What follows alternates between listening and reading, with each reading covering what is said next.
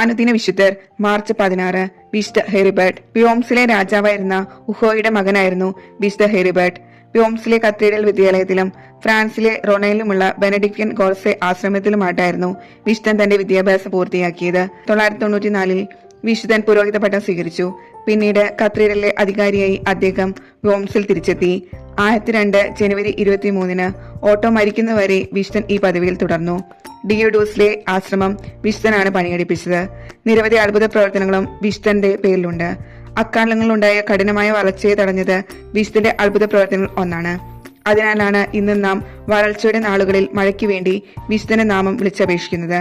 1021 March 16 കൊളോണിയിൽ വെച്ച് വിശുദ്ധൻ മരണമടയുകയും ഡിയോഡോസിൽ വിശുദ്ധനെ അടക്കം ചെയ്യുകയും ചെയ്തു.